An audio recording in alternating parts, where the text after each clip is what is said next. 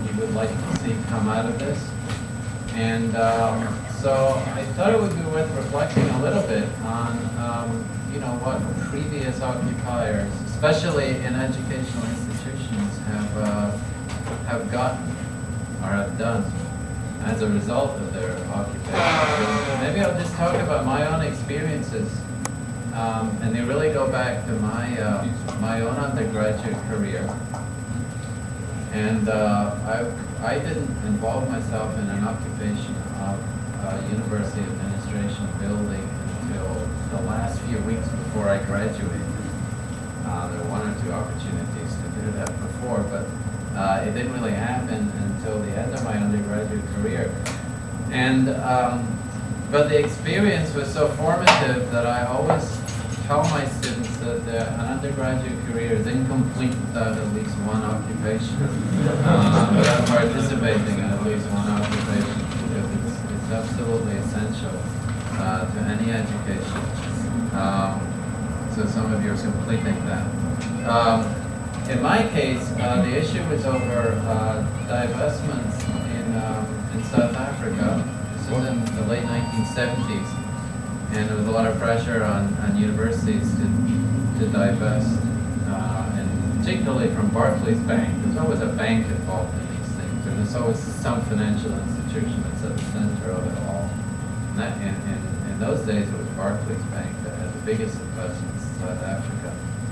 And we decided to occupy. This was in the north of Scotland. I was an undergraduate in the north of Scotland at Aberdeen University. And we decided to take the administration block, and we held it, I think, for about 2 weeks. It was either 10 days or 2 weeks. And we didn't know much about occupying, so we had to bring some students up from London, from North London Poly, who were the experts in occupying.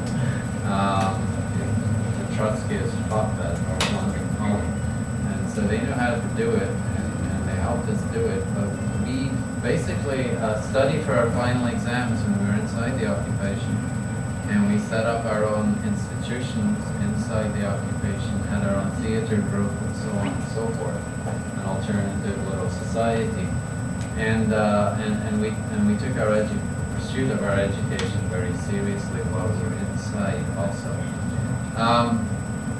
Student leaders managed to bargain us out of there by making a deal with the administration, which turned out not to be the best deal in the world. This often happens, so be wary of that kind of conversation going on. You're probably much more of a consensus-based group here than used to be the case in student politics, which was, more dominated by vanguardist type left groups, where there would be leadership and they would go and negotiate and bargain. Assuming that's not the case here, or I'd be surprised if it were. Anyway, when we left the administration building, we were assured the university would divest almost immediately, and of course they did not. They welched on the deal, and it took them some time to do it. They never fully divested, but what was much more important was the aggregate impact of a lot of those occupations in those days. It really had an extraordinary impact on the final move to put apartheid to the sword and disband that institution in South Africa. More important for us was the whole business of self-empowerment. I mean, it's a very formative experience to occupy. I'm sure you're discovering, for those of you who are doing it for the first time. It's about self-empowerment. It's also about solidarity, and it's about commitment to make sure that institutions are responsible. So that was my first experience. My second experience with occupation was in my first teaching job was at Princeton. And one of the courses that I taught there was a course about social movements. And it was a course I taught with Cornell West and a couple of other professors. And part of the course was to research the history of student activism at Princeton. Because the self-image of Princeton students was that this was a fairly silent place as far as student activism went. And every student generation really has to, if not reinvent the wheel, at least rediscover the history of activism at their institution, which is very important. And that usually involves some research. Because one of the things that student activists are not very good at is passing on institutional memory, so that each new generation has to rediscover all of the contacts and the networks and the resources that exist for them to do their work. And that's not a bad thing, because that kind of discovery is very important, but you could, in some regards, it's a bit of a waste of time. So, so part of the work in this course was to put together a handbook for future generations of students at Princeton, and make sure that was handed over every time to the new crop of students. So 9 times out of 10, even when there is a handbook, it doesn't happen, and the memory doesn't get passed on. Anyway, some of the students in the course decided that part of the requirements for completing the course would be to occupy the administration building, and they weren't discouraged from doing that by us. So they went ahead and did it, and it was the first time it had happened since really in about 20 years or so. And the issue on the table for them was ethnic studies.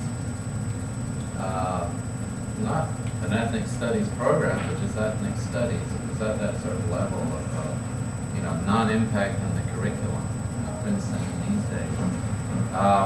Once again, the same thing happened. They got bargained out of the occupation by promises that were not kept.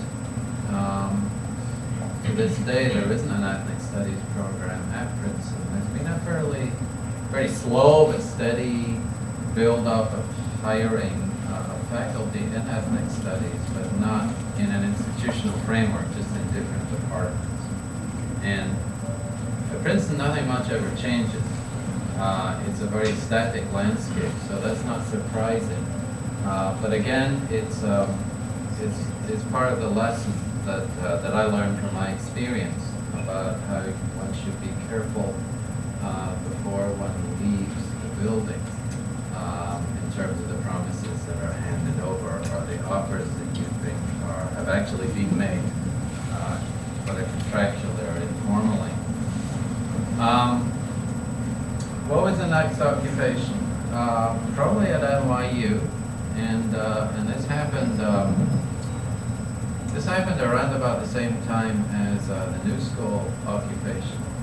It happened, in other words, after the big graduate student union strike at NYU, which was in 2005, which was a very turbulent event, not just at NYU, but in the city, because our administration tried to break the union.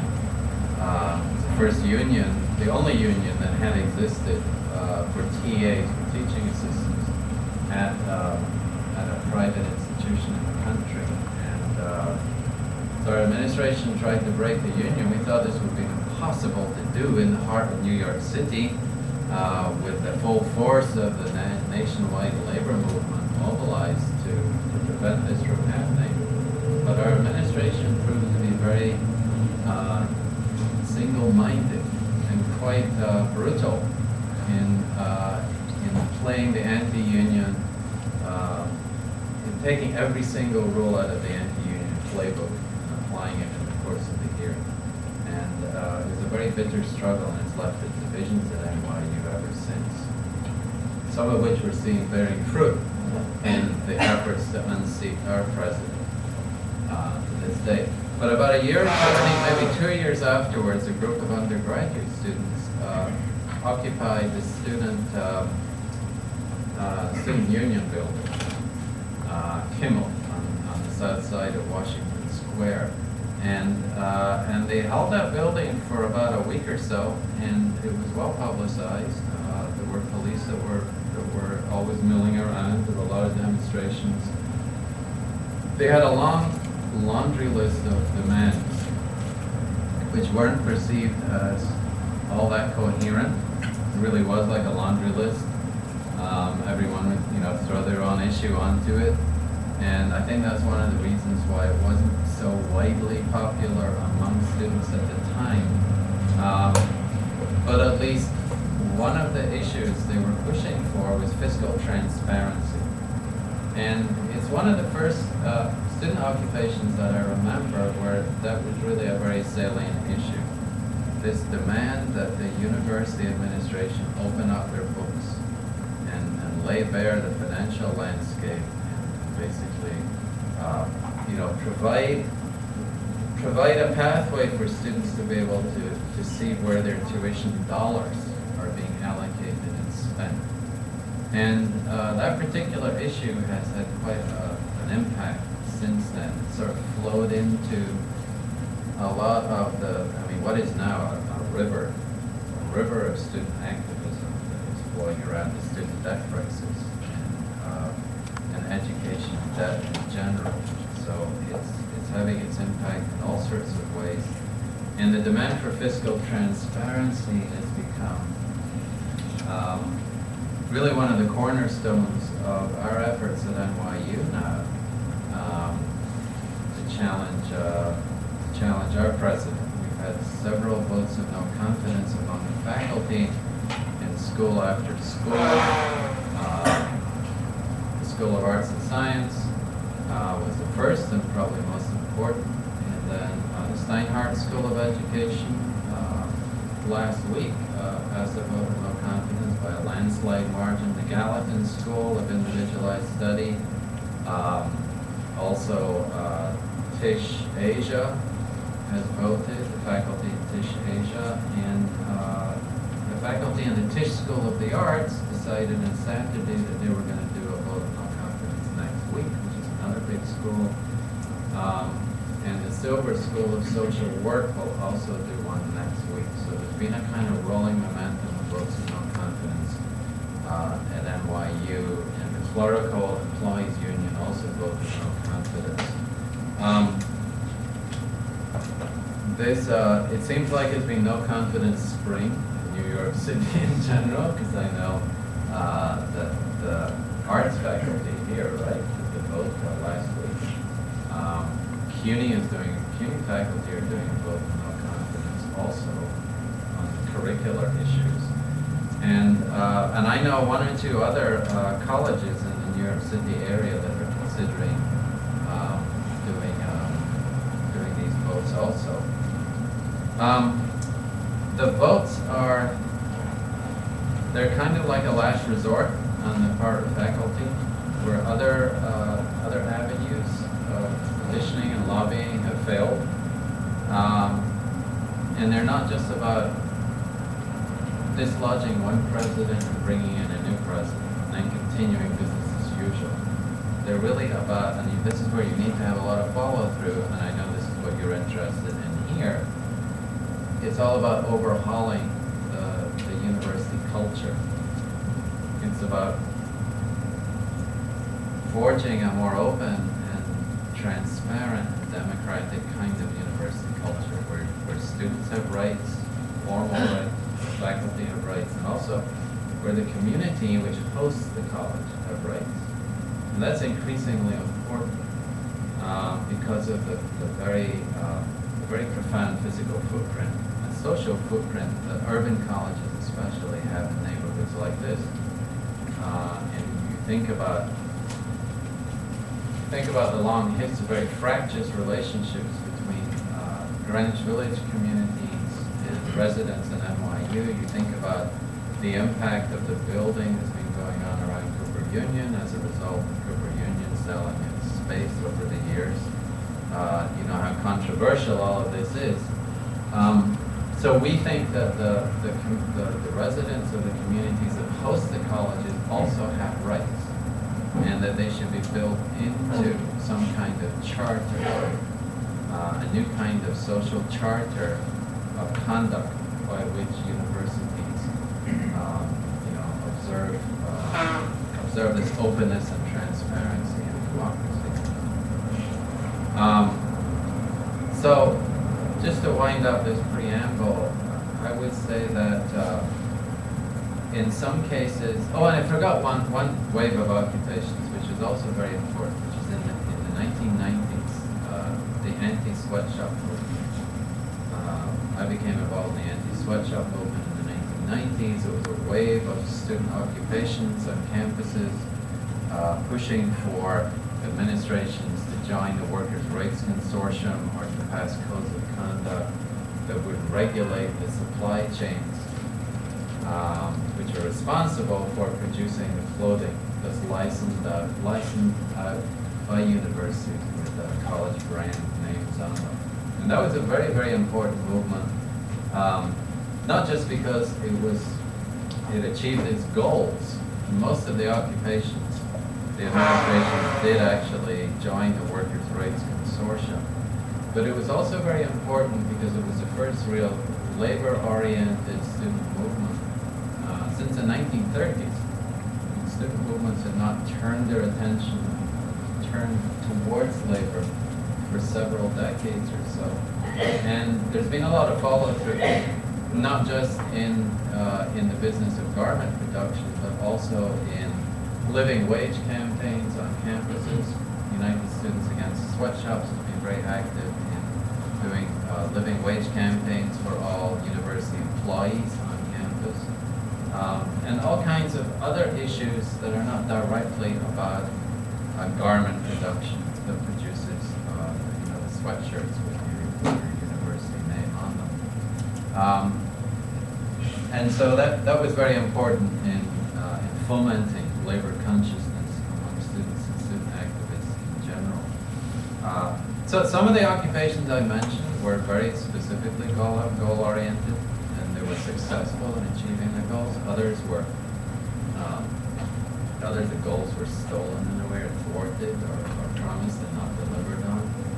And others are much more broadly inspired by a wave of energy that had many tributaries, but had much more follow-through. And the impact was often not immediate, but can be seen in a kind of subterranean way, not subterranean, in the years that follow. And this occupation here is taking place in the wake of Occupy, of course. So it's part of Occupy to some degree. And that part of Occupy that has been focused on education of that in particular. What's happening at Cooper Union right now is ground zero, as I'm sure you know. And it's particularly important, and in many ways it's what students could have been doing and should have been doing for the last 2 years at campuses across the nation. And so it's just very heartening to see you taking this step, and I know for some of you this is the second time you've been here in the course of this year.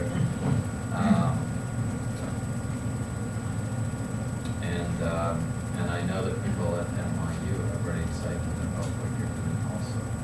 And if you want, I certainly would be happy to let my colleagues know that you might be receptive to some of them coming in also, because this is an educational site. And politics of education, I know, is pretty close to the hearts of a lot of my colleagues. And I'm sure they'd be happy to come with you also. So I'm happy to field questions, but also be a catalyst, really, for any conversation that you think would be useful to have among yourselves that perhaps you haven't had so far, or that was maybe begun or initiated, but that has been taken a step further. In other occupations, what kind of practices have you seen were effective in having that they don't promise and then nothing happens? Good, that's a good question. That's a good question. I mean, I think part of what seems obvious, but part of the guarantee is to have a kind of corporate style campaign out there and have as many communities as possible with eyes on the college, scrutinizing what's happening. People who are in a position to follow up in a way say that that undergraduates are not always in a position to follow up, especially over the summer months. Summer months are the great graveyard of so many student causes, and administrations know that. They know that once students clear off campus or are no longer physically engaged in being here, that's when they do some of their most nefarious work. So you have to be especially attentive during the summer months. And often students aren't necessarily in a position to do that because you got to put bread on the table, and sometimes you need to be in other places to be able to survive during the summer months. So it helps to have people watching who are on site, even if you're not. I expect you probably thought about this as some kind of provisional plan for this summer plan, right?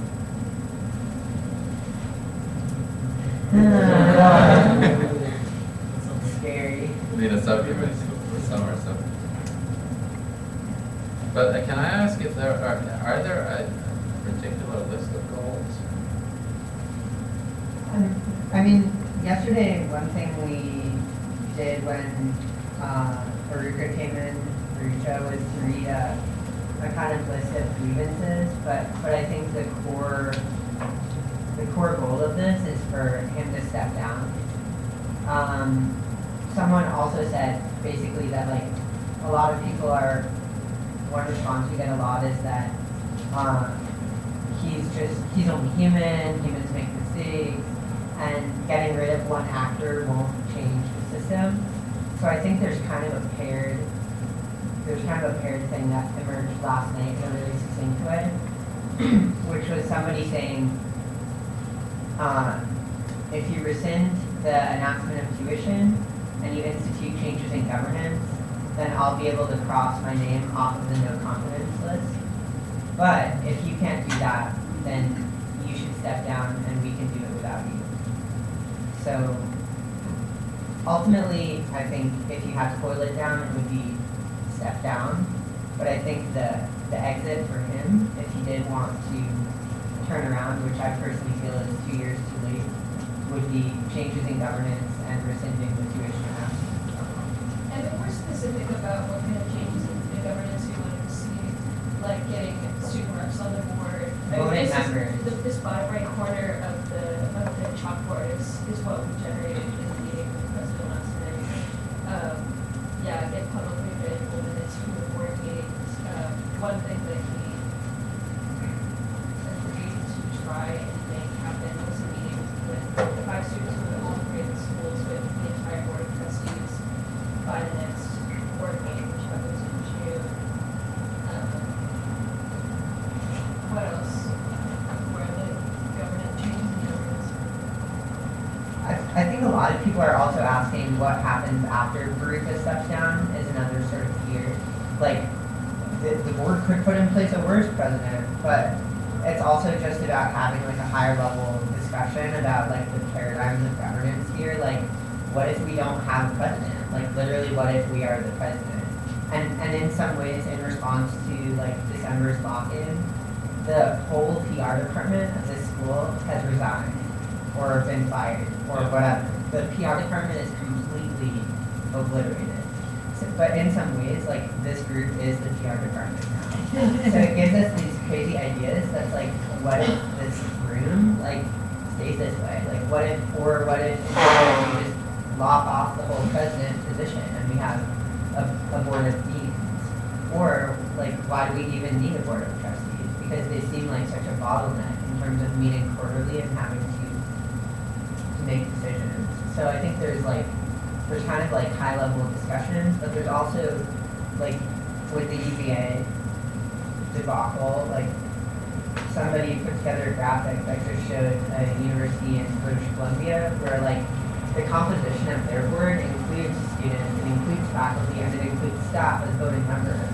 But at UVA, they're all like appointed by the governor or something, and at Cooper, they all appoint each other. So it's not unrealistic to start demanding like different structures, and I think room. Like it seems like whenever we talk about it, people get so wacky with like what if we are. Victoria had a really cool idea about the sunset clause, which is What's that?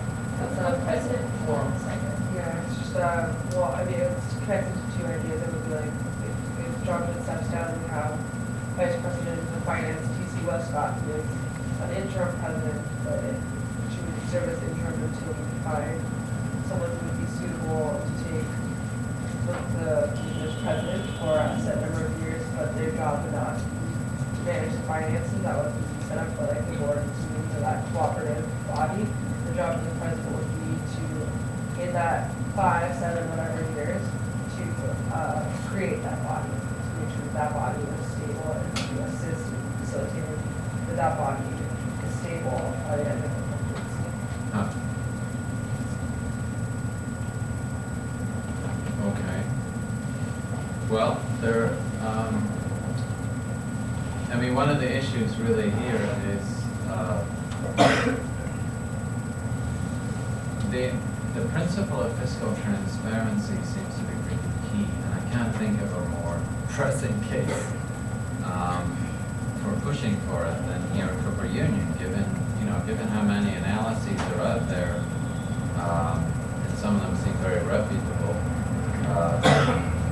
Fiscal incompetence on the part of the Board of Trustees. I mean, that's their primary job.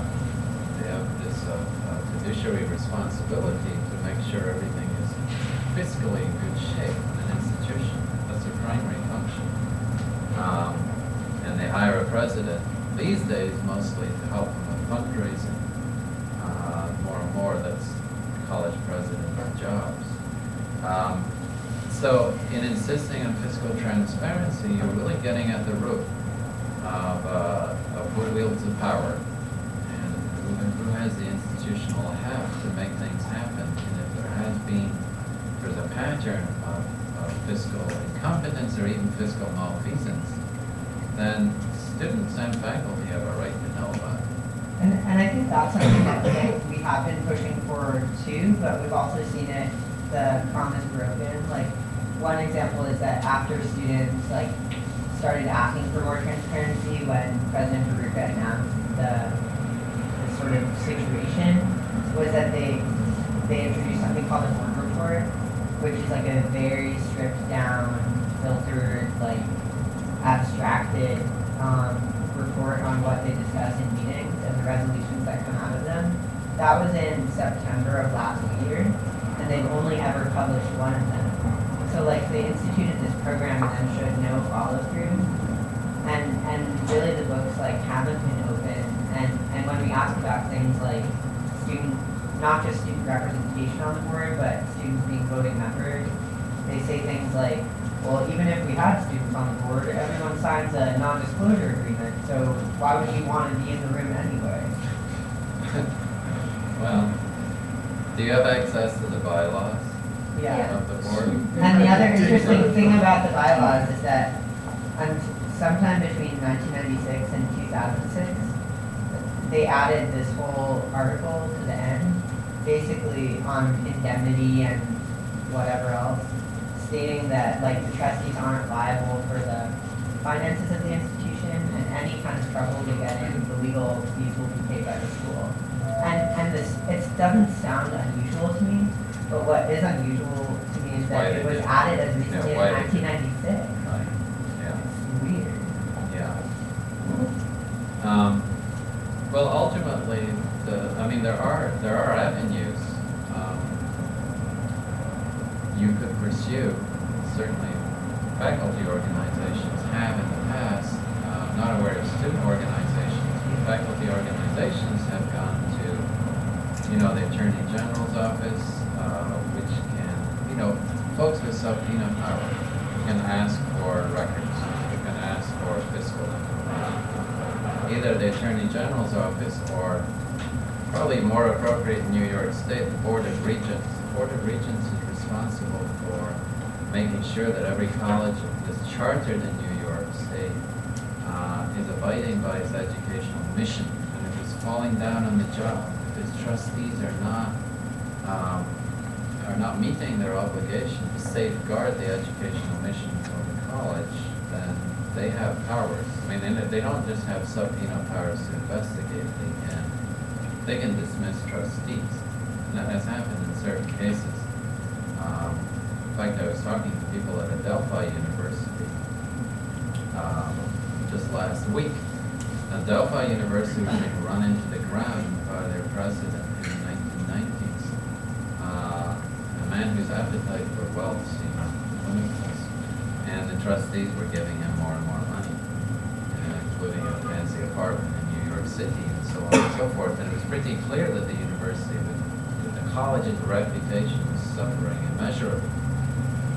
And so people at Adelphi put together a committee to save Adelphi. Sounds very grand, and it sounds like something that people would respond to. Almost everyone in the alumni community, and Adelphi, like Cooper, not an institution where alumni have a very strong culture of giving. But there was an extraordinary response to the call, and they raised a lot of money in a fairly short period of time, and found it remarkably easy to raise money. And with that money, they took the case to the Board of Regents, and the Board of Regents did dismiss the trustees and made sure that the college was put back on the right track. It's been a very successful college, just in terms of regaining its reputation over the last 10 years or so. So it's a very good case study or example. It doesn't run exactly parallel with what's happening at Cooper, but kind of instructive comparison. So there are these other avenues that involve people with subpoena powers. At NYU, we've managed to get Senator Grassley, GOP. The GOP has been much more useful to us than the Democrats.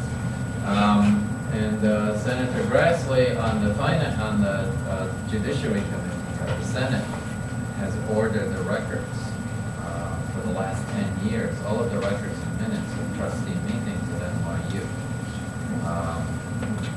His target is Jack Lew, the current Treasury Secretary, who was overpaid, and there's a lot of very fishy circumstances surrounding Jack Lew's compensation. So that's his main target, but in the process of, pursuing Jack Lew and embarrassing Jack Lew as much as he can, Grassley will uncover a lot of other information. It won't necessarily be shared with us, but trustees don't like being investigated by senators, and by anyone for that matter with legal authority, because usually they are quite liable. I'm surprised to hear about the indemnity clause.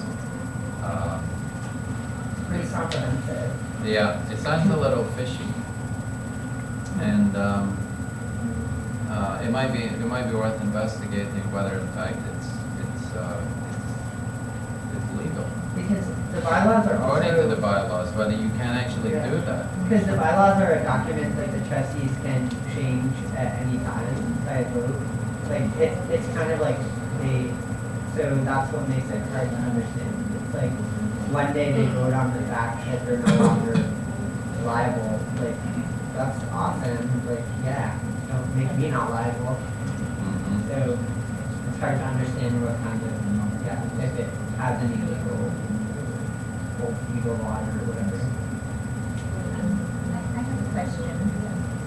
Some of the students rightly are worried about being expelled from the school, not receiving their degrees. What should they know about that? Do they have any rights?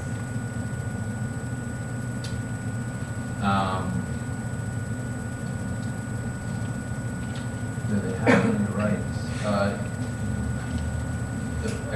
The best protection is to have a very strong support network of faculty. This actually did happen with the NYU occupation a few years ago. The administration had a very punitive response at first, and was talking about expulsion even, and there was just an upswelling of support, faculty support, and we collected several hundred names on a petition to intervene.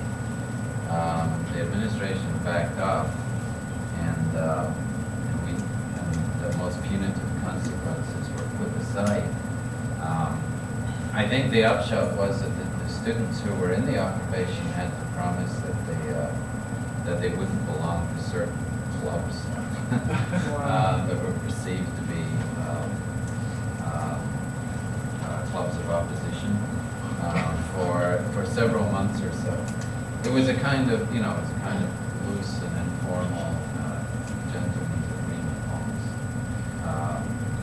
But the most punitive talk about expulsion or denying students rights, they backed off on very, very quickly, because it's a PR disaster for them to do that kind of thing. If I was an administrator here, it would be the last thing I would advocate. But has there been talk about that? Well, on Thursday, so the day after we entered, they came in and said you have an hour to leave, or else you're all going to be subject to dismissal, or your degrees will be withheld. And the problem with that is that they also boarded up the bathrooms and water fountain, and they put private security guards and fire exits to not let people come up, and in some cases students were able to leave because they didn't have a problem. It turned into an event where hundreds of, over 100 students came up and passed this private security and joined us. So that spear tactic didn't work, but in the case of the lock-in in December, the punishment was after that. They went to the student judiciary, there was a complaint from the administration. All that came out of it was that we weren't allowed to ride around the elevator because that was out of service for the entire week. We were up there, so that we weren't allowed to ride around the elevator for a week. Oh. So they haven't. But you haven't heard any more talk about expulsion? No, they backed off. They haven't mentioned anything else. It's like annoying to constantly try to press charges on the students. The ones across the line.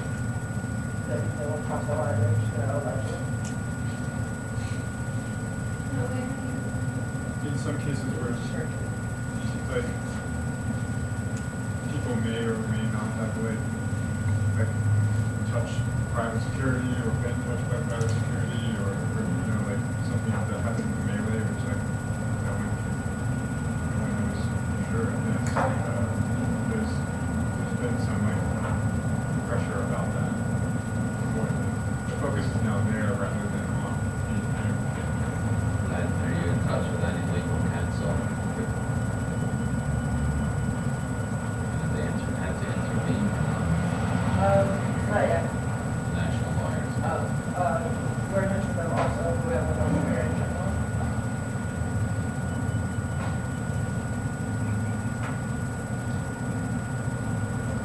I'm sure if anything, if they were to push any of those kinds of charges, like over union faculty, you could probably get faculty and students from around the university to form a support network of some sort. I have a question.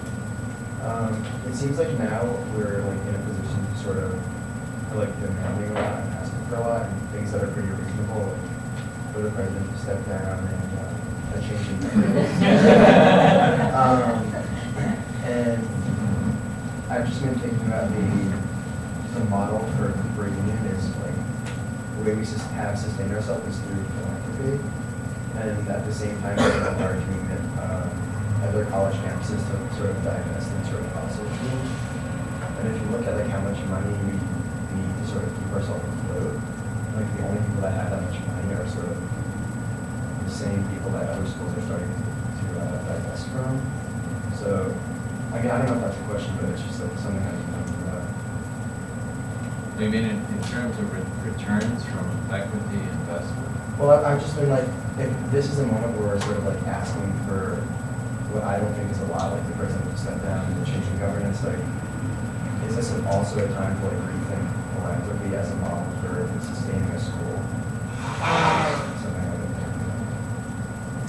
You need to abandon it? Or Yeah. Or I don't know. I don't know the answer, but it seems like it's Cooper. It has been a great model, but like, who's to say it's like the best one? Especially when today, like so much, so much money is just like dirty money anyway. So it's like, is it really helpful? Like, I'm like, I don't know what other options there are. Well, in a way, that's above your pay level. I mean, there are people who are paid to figure that out, and they get paid fat salaries to figure this out. It's above my pay level and Waleed's as well. This is what we do. But there are people who are paid a lot of money to figure this out, who are falling down on the job.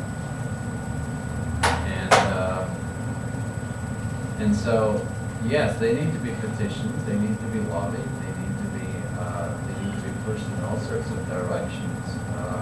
But I don't see that it's a prerogative. I don't see that it's a burden of students to have to figure out how to fix that mess. Right? I don't think it's a burden, but I think it's just like our problem is very immediate, and I think our solutions make sense. To sort of like change governance and sort of sustain our educational model, like what Cooper has been. But when I start thinking in broader terms, and I'm thinking about how philanthropy has supported this place, and thinking about that as a model, I start to question its legitimacy. Well, I know in terms of the green divestment movement, they have pretty conclusive evidence that you can produce returns from, equity investments and that are sustainable energy that almost match up to what you can get from, dirty investing. There are all sorts of financial portfolios and consultants who claim that you can do that. But that's about the endowment. You're really talking about the culture of giving, and alumni giving in particular, right? sort of, or any large gift, right? Yeah. Like in the sense of if the school needs to fundraise so much money in order to sustain itself, Right. it's going to have to go most likely after money that we wouldn't want to have here to begin with, just in order to sustain the mission. Yeah. And you're kind of troubled by this idea of, okay, we want to remain a merit-based scholarship place, but we need a lot of money for this, but the money that can come here may not be the money we want, so you try to think this through, right?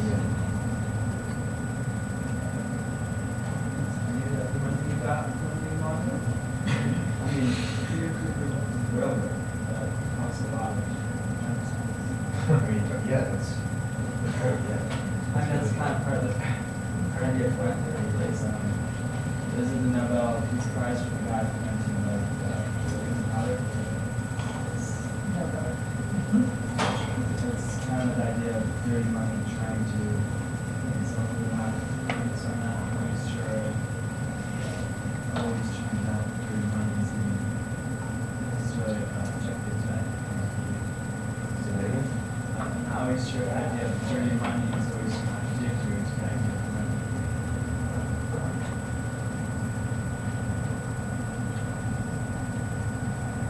If you look at the bigger debate about skyrocketing college costs, what are the major factors? Just at a place like Cooper Union, which is pretty much unique. That's part of the issue here. It's a very unique situation. But nationwide, the issue of administrative bloat, what they call administrative bloat, is a major factor in skyrocketing college costs. The number of administrators that are hired yearly at increasing salaries. This is why I think You know, when people talk about the corporate university, it's a very faulty analogy in my mind, because in corporations, they're doing away with all these middle-level managers. They're downsizing middle-level managers. They're making organizations as lean as they can to cut costs. Universities are doing exactly the opposite. They're massing the administration and pouring salaries, pouring money into the administration in a way that clearly is unnecessary. The other big factor is the building expansion. And that's been a big factor here also. College after college, especially urban universities,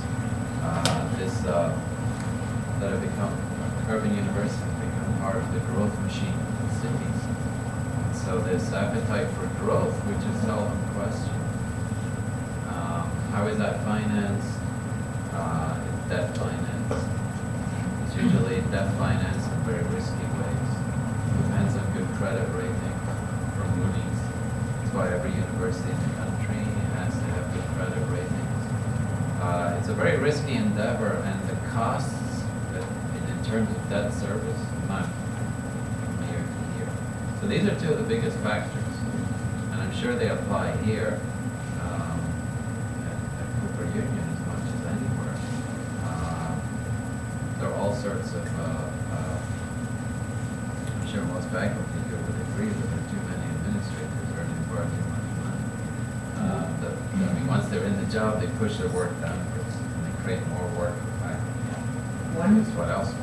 One argument that I've read about that, though, this was in a book called The Fall of the Faculty, is that this isn't like, the sort of like rise of administrative load isn't conspiracy.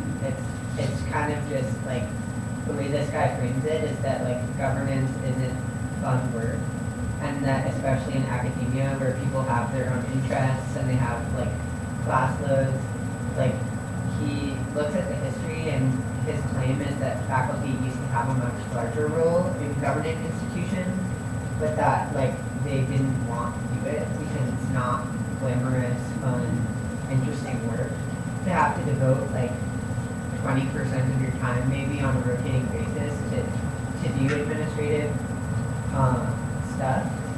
So, but what happened in his like narrative is that as faculty backed out of that to like cloister into academia and class stuff, administrators kind of crept in and took over, and from there expanded. So I think it feels to me right now like there are so many people that are dying for some sort of leverage and would love to go like design new governance models or whatever, which is just so nerdy and boring, like in some ways. But I think it's an interesting, maybe like counterpoint that like that people got too comfortable or something, and that like administrators kind of seized on an opening where people stopped wanting to do the work. Yeah, I think there's some truth to that. It's also a very self-serving story coming from the point of administrators. But this is by a faculty dude, I think, who wrote the book. I don't know. Yeah. Well, I'm not saying that there isn't any truth to that. It's just that it's remarkable how quickly you can kindle the appetite for governance, and even in some cases glamorize it. If there's a real need to do so. And that's something we've discovered. I mean, I've discovered at NYU, for example. I've been president of the AAUP chapter at NYU for a long time, and for many years, there was a group of us that used to grumble about these issues and try to organize around these issues, but the timing was not right. And in the last couple of years or so, things have just caught fire. And governance, shared governance, faculty governance is not as sexy as thing to talk about in NYU. It's what everyone wants to talk about. So it's all about timing, and it's all about pouring the right kind of energy into the issue and providing some kind of reason to get energized around. Yeah, Andrew, could you speak about the ways that contingent faculty, I mean, you've spoken of various faculty, boards of incompetence and so on, and as far as I know, they were really all taken by full-time or perhaps even full-time tenured faculty. And I know the CUNY situation where the voting curriculum, there's a big contention going on right now in the professional staff union because the union itself apparently forbade or excluded part-time faculty from that vote, and a lot of people will talk about that. And I mean, I understand. I mean, Cooper, I think we're in a bit of a unique situation regarding contingent faculty because generally they're not graduate students, and some of us have been here a gazillion years, and we have different levels of security because we have this proportional faculty and benefits and salaries, of course, and but so I think, and we have the three unions, but yet there's an enormous amount of exclusion and splitting and non-communication that essentially nullifies the power and energy, the leverage that could be used of like a huge proportion of the faculty. We have institutional memory, we know lots of students, we know other, full-time faculty, but I mean, I'm so frustrated at the difficulty of using this potential power that part-time faculty actually has. So have you solved this? Well, it's a huge problem. I mean, it's the biggest obstacle to faculty unity and solidarity, and it differs from school to school. It differs from whether there are unions in place or not. At NYU, each of the schools has different arrangements. So in a lot of the schools, everyone votes, and it's happening in Did Tisch. part-time faculty vote on the no confidence vote? Yeah, in Steinhardt and in Tisch. It's not the case in arts and science because of the rules of the faculty council. And the administration uses these divisions, or uses these differences to divide, and have been very actively working the phones, sometimes more than the phones, putting pressure on groups of, it's not so much part-time faculty as full-time contract faculty, to see tenure-track faculty as somehow their antagonists. So they will use whatever divisions there are to weaken potential solidarity and unity. And if you have a union, again, that's another reason for certain faculty not to go and take the vote because they know they're going to be bargaining next year, let's say, and they're a little skittish.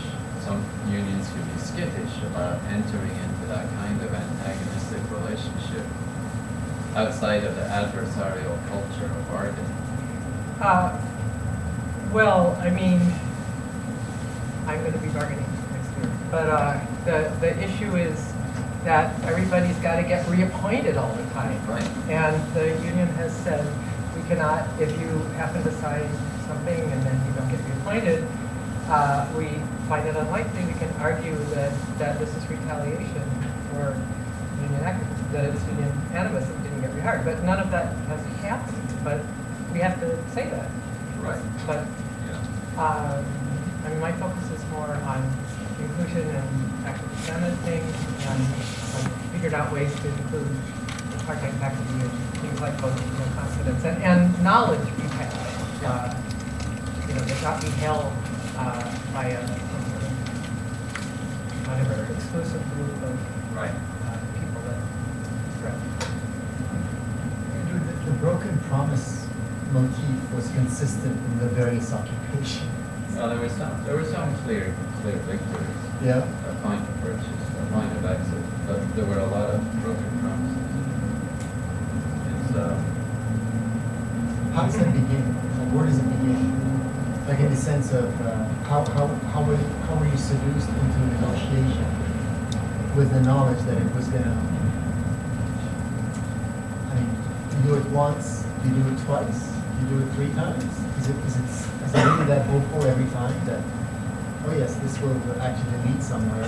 Yeah. Like, or what are lessons?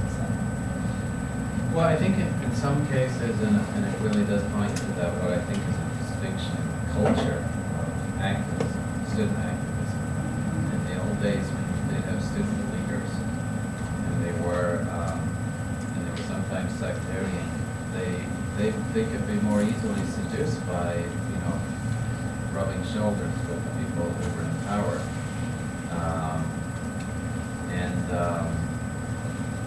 And it was probably easier to make those promises to them on the basis of power sharing, nominal power sharing.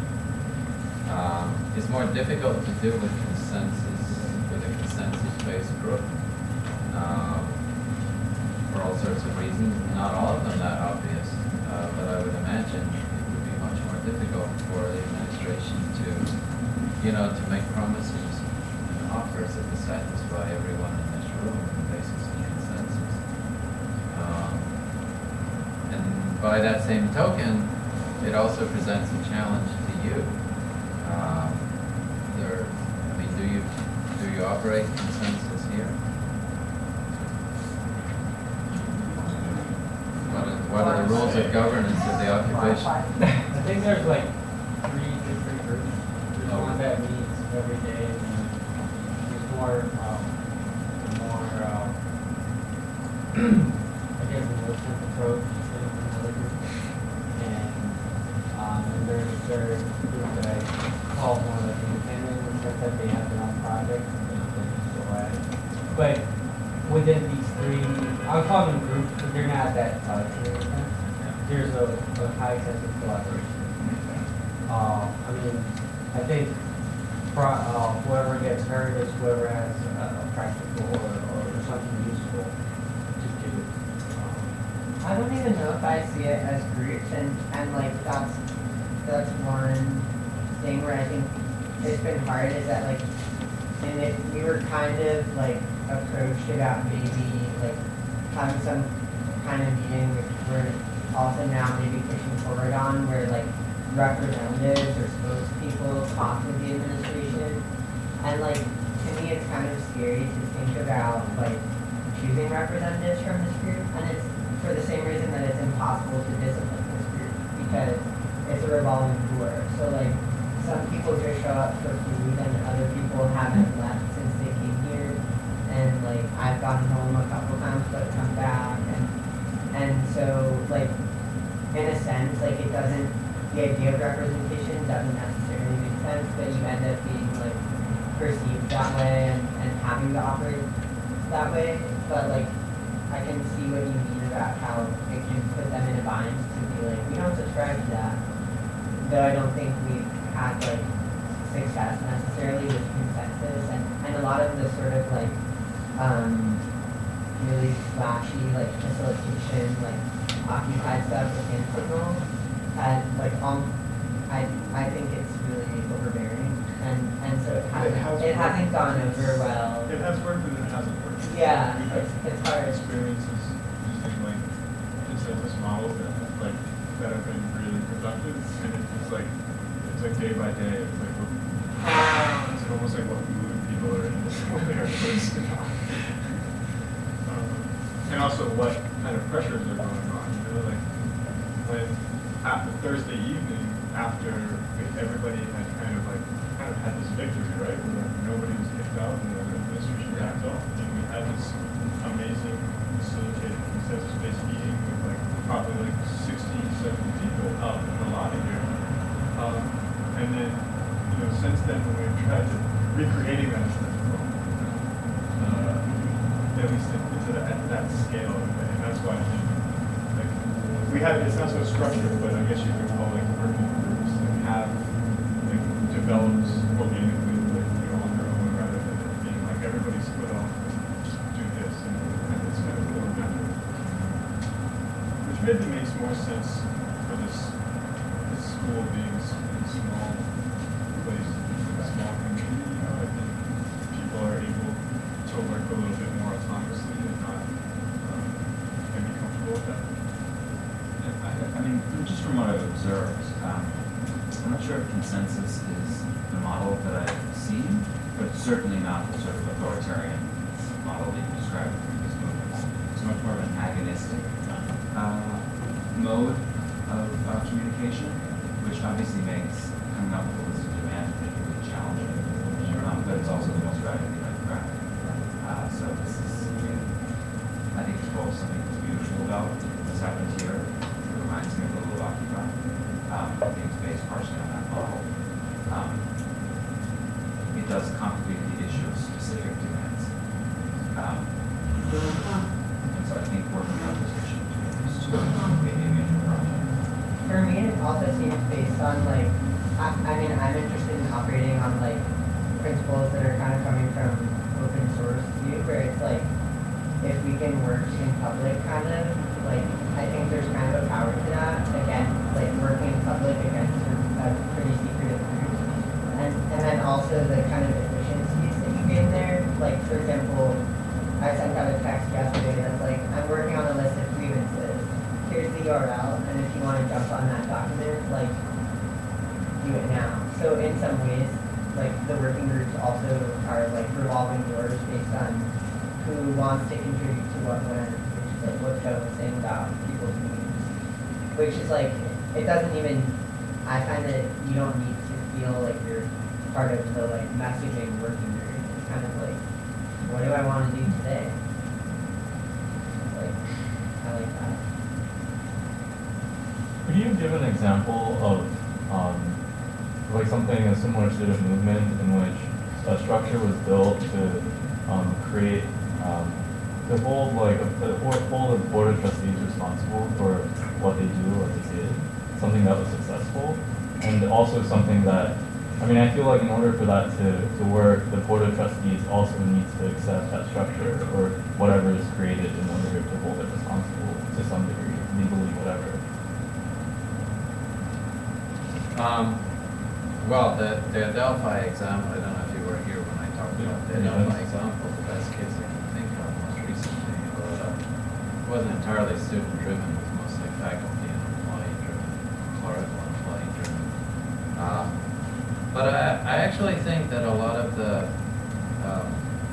you know, the education debt movement is slowly gravitating towards focusing on trustees. The trustees, for the most part, have operated in a fairly obscure manner. I don't know if their meetings are publicized here. I don't know if you know when they meet. And that's in a lot of universities that is the case. There's some universities where there's sunshine laws where anyone can walk into trustee meetings. Universities where they tend to be big public universities in sunshine law states. But in the private sector, this is much more common for their operations and their discussions to be entirely obscure. And I think whatever movement is developing, and is developing slowly, but this occupation is a big part of it, or will be, is increasingly focusing on drawing the trustees out of their lair, making what they do much more transparent, or much more open to scrutiny, and that's fairly new.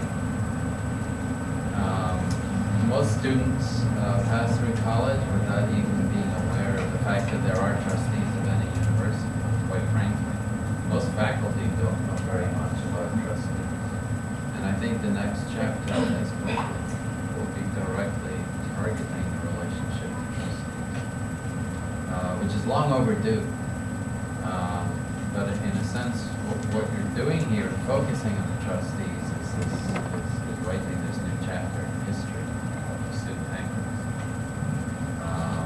Because it certainly has been a major part of previous history. Someone's reminding me I have to go.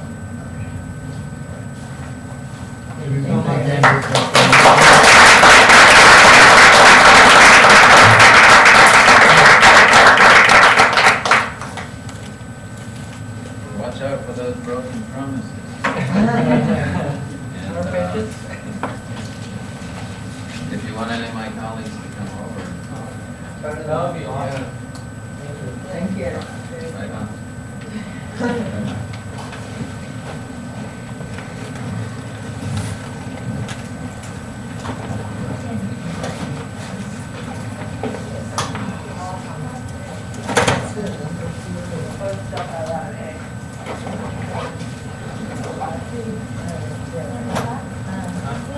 If you care to invite one of his colleagues from Steinhardt, like Nick Bergman, or I could invite him for the Berkshire. Like, hear about that, I didn't know anything about it. Yeah, that'd be great. Okay. Yeah. Like that. Or I can send you, I can CC you on an email. That'd be awesome. Yeah, Yeah, good, thank you. you're welcome. Yeah, the only thing is that they just need a faculty editor. You guys like that's the mouth. You have my website, is that something? You have my email? Oh, yeah, here, I'll add it. Because you're graduating, so it's Second or second year. Oh, there. I know, I really just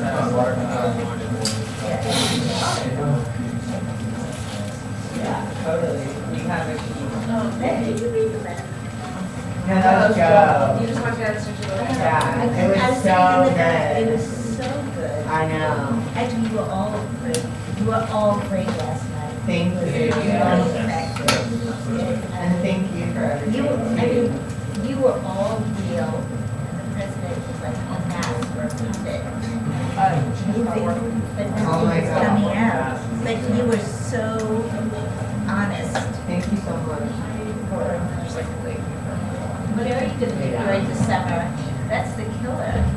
Yeah. In fact, maybe we can give you extra credit courses or Oh my something. God. Yeah. Come in and teach you. And then you could have less load. But you should use faculty, like, he was fabulous. And so interesting, I learned a lot. Plus it stops you from getting bored. Yes. For something different.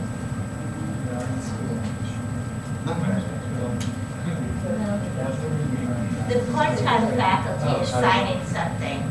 Well, they're not signing it because too many of them are afraid they won't get reappointed. I couldn't care less if I was hired. But they are standing in solidarity with their, so they'll be coming out. And it's about 80% of the teaching staff is part-time, or adjuncts. So hopefully, we've never had much of a voice, but hopefully, could realize who's doing the teaching. I'm proud of everybody. Bye. Thank you. Gail, thank you so much. That was such a phone about the gas lecture. Stop. Keep it up. Thank you. You guys are awesome. Your project, I know the first name. Did you get a paper? It's just an office. They did really well, of course. It was a pleasure having you. So it wasn't you, it was just us. Yeah, it was taken a visit. And I asked her.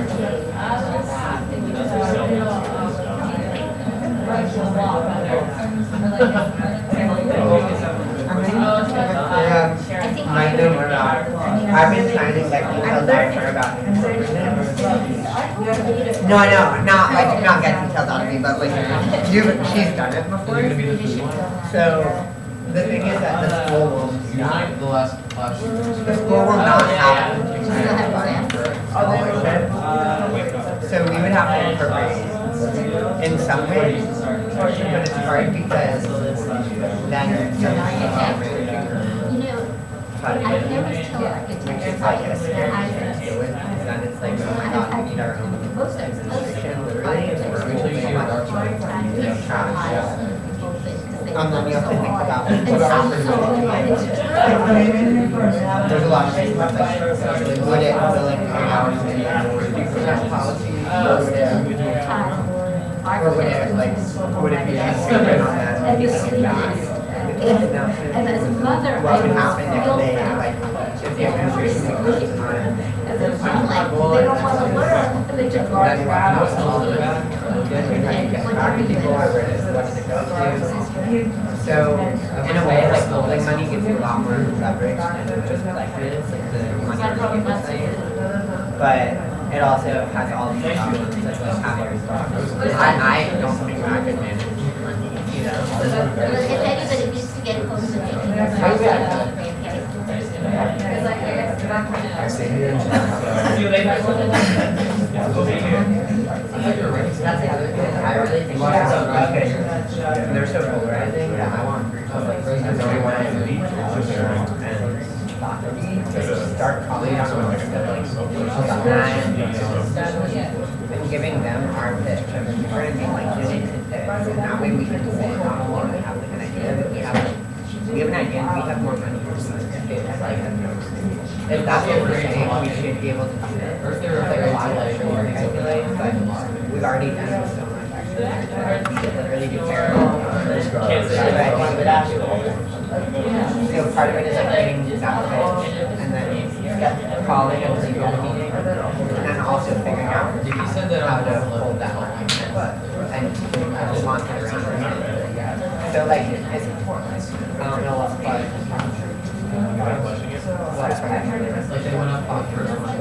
That's what. No, I just. No, Pepper, I expect it's level one, it's legal, like, corporation, you have to find a fiscal sponsor. What? If you want to have like an agency or something. I literally opened up the live stream while I was ready, like, getting ready an essay, and saw him, and I was like, and I ran over here, and Yeah, so that's why I'm like. I ran over here and saw him on the live stream. Is he really not here anymore? No, I was just. Oh, there he is. I don't know, Sarah's just wondering about the discussion we started kind of having about like overwriting and like being able to hold money, like, or even what happened with the thing that you set up for Occupy.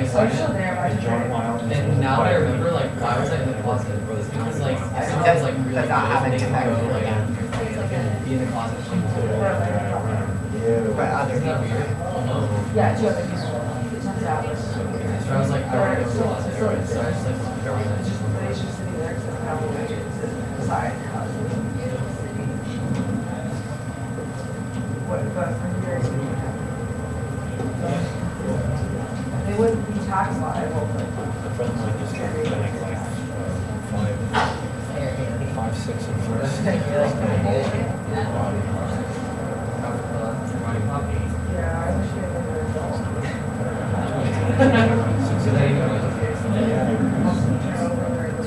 how do you get one? Yeah, I think they're occupied with I also really want to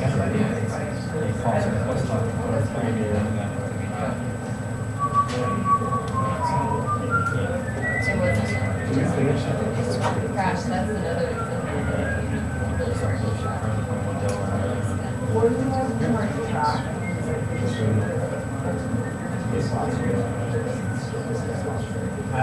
So you just have to, or you can't. Whoa, embezzler. Oh my god.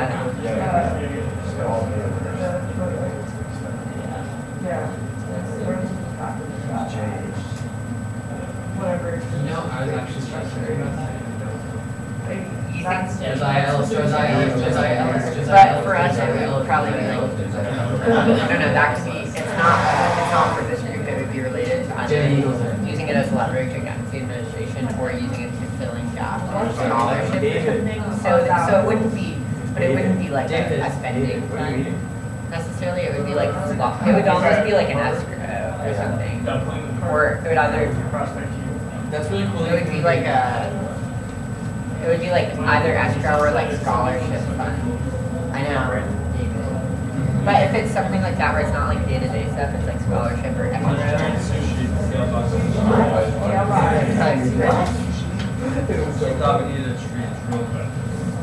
Oh my god.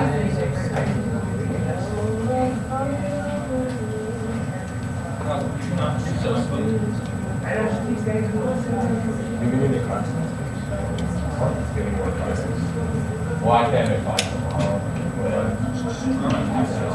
That's your last class. I'm gonna go. Was that your last week? It was cool, like, the end it on, like, that is great.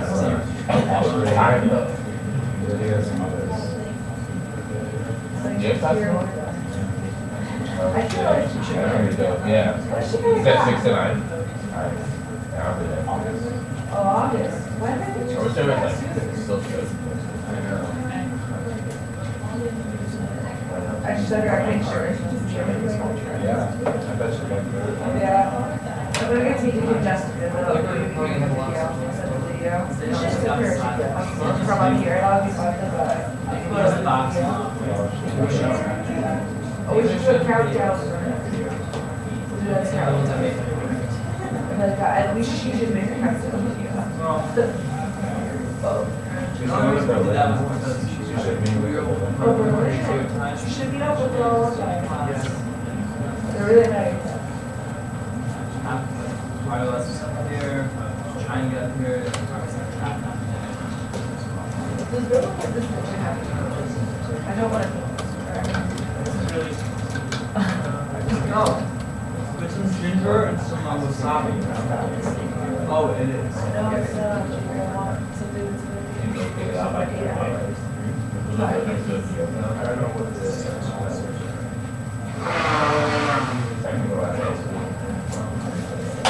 It's weird because it also like doesn't take any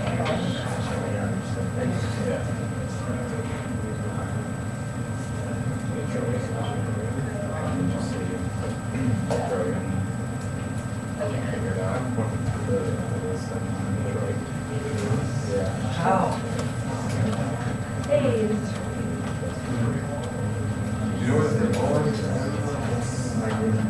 Yes, sir.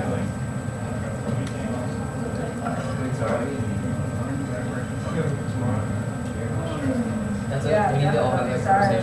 conversation. I think it sounds like we have to have that conversation.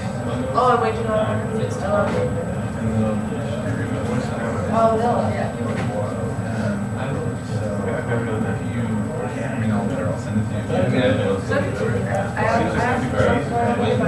You guys see that? It actually is salad. Oh, Black shit salad. Actually, we were right. Wait, what? Mary actually followed through and like met with DC. Wow. Yeah. Who did? Barry. Mary. And TC will I don't make remember it. it. It's like. DC did. That's who Tyler got it. Wow. But also Tyler Page went and he What's figured that? out like, it was 5 seconds. Why can't they just Say, I Why don't know. can't they just say it? I gotta believe Barry. Are we having IES in here? Oh, I know. Let's do that. Oh, he said. Yeah. He said, So what? I think he's mentioned that you guys I were. think that'd be fun. Oh, there's no view. There's no speaker. It's cool to just like turn to a little classroom. The idea. I was thinking that. That's good.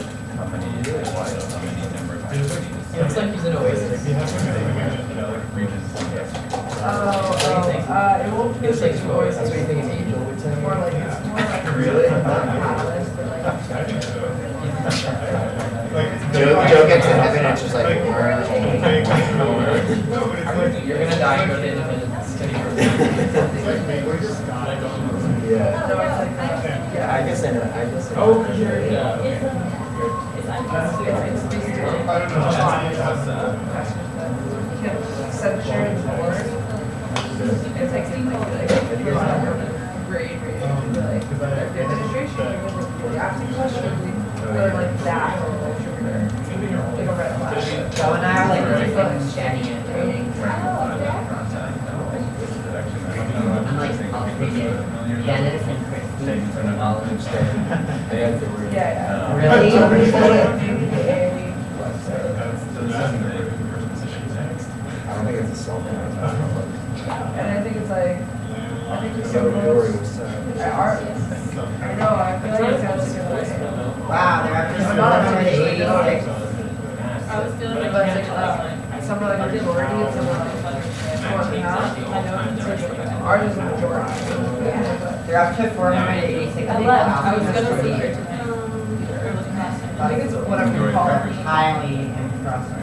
sharp corners. There's no, Yeah. I mean, like, a lot of schools don't always have to. That's just a gamification thing. It doesn't mean anything. It just means for, Meanwhile, back I would say in Pittsburgh, Meanwhile, almost 1800, yeah. Not that, but he's not like that. Awkward. What talk? Beyond tomorrow? What's tomorrow? Oh. That's a paradigm. Well, I think also it has to do with like. I think we could do it next week tonight, right? End of the year. I know, but you have a choice to have documents. You're like, what's up, One Meadows, the shit out of HSS 10. Oh, I know. Favors due a week, that's a week. Yeah, she's awesome. I don't think it was too much. But I didn't tell them how much it was so weird. That's one. That's all. What do you do? I figure if I get an invite Thursday morning, I'll be all right. I got you in by tomorrow. Where do you go? But otherwise, I'm like, I think we should jump. I'm not out of my. Do you guys collaborate on all the university? Like a cat? I was like, I think we're just like, I feel like I have done that for like 4 months, but I haven't. I didn't want to keep it. I have a short year. I guess I'm doing design. Some stuff. But I haven't had really serious. I've got some stuff for you. Which are that? Can't tell me what I can and can't do. You don't have. Does anyone know attendance fancy I do. I have all the details for the documents, but I guess I don't want to go to my part. Anyone want some? Oh my god, art in America keeps reading out there. Oh, Aaron, do you want to respond to the HuffPo and the about It's too late, yesterday we already told her. We should get Alex here to actually read it. She told you that. Do you want to do like a I'll Everyone has whatever, then we would have to paint it white. It's either paint it white or paint it black. How do you feel about painting it white? Because they just sound like super normal questions, like, that's so weird, like, I emailed Bertka this morning, just what I told my Facebook. Damn author. I'm writing to confirm that your letter was distributed to the trustees, including me, and I have read it, your securities have I feel like it's the best use of time we do it. But it's still. I'm not amazing. Somewhere we like, oh, it's her. Kind of show you the best.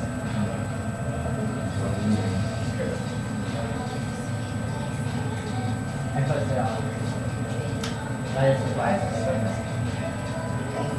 Jenny's not in I also put no in it. whatever. They don't understand you. I don't care. Jenny's like, I'm not Tyler Page, I'm not gonna write the Declaration of Intent. It's not. Writes the Declaration of Intent. He's good, but it's just so different. We, the students for Green Cooper Union, in order to form a perfect union, establish justice. I like this. Oh my god. Oh my god, she's good. She literally picked Don Glawet and then that.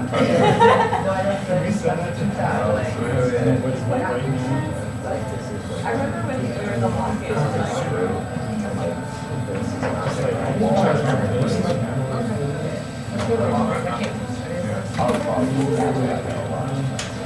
Wow. What the fuck? Yeah. Like, it's unfortunate because like they're super people, but like they still kind of plug in. But I blow my nose at Victoria, if you're sick, you should go home. I know. Everyone's getting It's sick. not what I'm It's going really for. bad. Like I How know. did you deal with that? Like, it Yeah, just seems yeah. really bad to me. Sam. If you're not. I've seen worse. It's dangerous to other people. Like that is like I've seen. Can someone run a lot of vitamin C?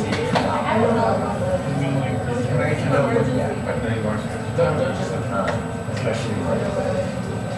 Diana went home, somebody else, Asher. Well, like, Asher's sick, I don't know. I'm sick. Wait, is this your house? Oh, no, like, Victoria's sick, Mr. sick. I'm scared. Yeah, all I know you need. Let me and my dad check, I don't know if my copy. Try this. You need a Oh, big- Yeah, I know. Yeah, vitamin. Yeah, that like kind of like takes more like, I've seen it so many times. Oh, yeah. Yep, right. Even I do have it. I mean, I keep losing it all the time. Yeah, you actually, yeah. Oh, we should stop recording.